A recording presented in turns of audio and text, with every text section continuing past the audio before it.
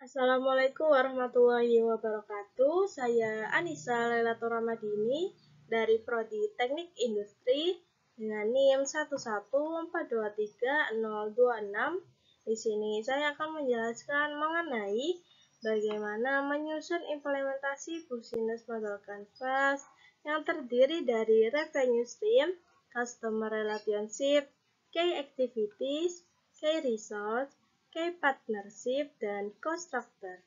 Ini merupakan langkah kunci dalam membangun model bisnis yang berkelanjutan. Yang pertama, kita akan membahas revenue stream atau sumber pendapatan. Dan revenue stream terbagi menjadi dua jenis. Yang pertama ada aliran pendapatan langsung yang berasal dari aktivitas operasional perusahaan seperti penjualan produk dan jasa. Dan yang kedua ada aliran pendapatan tidak langsung berasal dari non-operasional atau aktivitas sampingan bisnis seperti investasi, penyewaan aset, hingga dana hibah.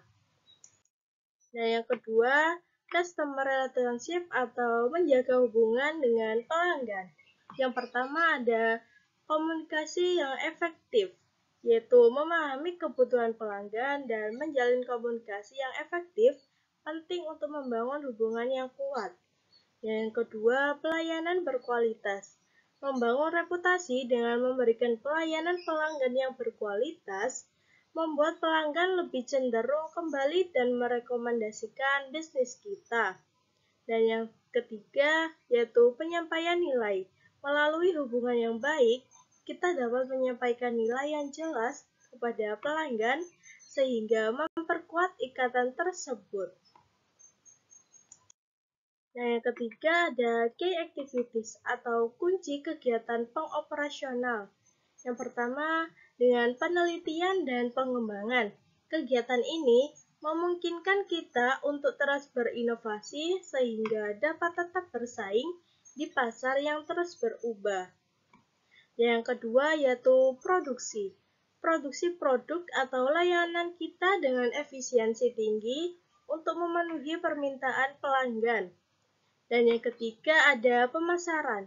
Upaya pemasaran yang efektif diperlukan untuk mencapai target pelanggan dan memperluas jangkauan pasar kita. Dan yang keempat, key research atau sumber daya kunci. Yang pertama yaitu keahlian dan kompetensi karyawan. Sumber daya manusia yang terampil dan berpengetahuan adalah aset berharga dalam menjalankan suatu kegiatan bisnis. Yang kedua, peralatan dan teknologi. Peralatan dan teknologi yang mutakhir dapat meningkatkan efisiensi operasional dan kualitas produk atau layanan. Dan yang ketiga ada modal dan pendanaan. Ketersediaan modal dan sumber pendanaan yang stabil sangat penting untuk pertumbuhan dan pengembangan suatu bisnis. Nah, yang kelima ada key partner atau kemitraan suatu bisnis kita. Yang pertama yaitu dengan kolaborasi industri. Menjalin kemitraan dengan pemain industri yang saling melengkapi dapat membantu dalam pertumbuhan bisnis kita.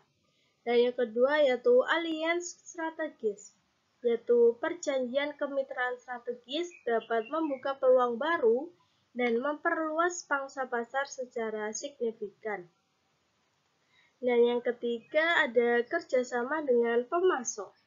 Membangun hubungan yang kokoh dengan pemasok dapat melancarkan rantai pasokan dan kualitas produk kita.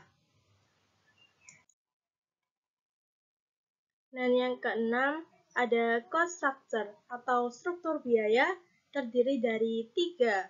Yang pertama ada biaya tetap. Biaya yang tidak berubah misalnya sewa, gaji karyawan tetap, dan biaya administrasi. Dan yang kedua ada biaya variabel. Biaya yang fluktuatif seiring dengan produksi atau penjualan seperti bahan baku dan biaya pemasaran. Dan yang ketiga ada biaya modal. biaya bunga pinjaman, dan keuangan lainnya yang terkait dengan penggunaan modal dari pihak ketiga.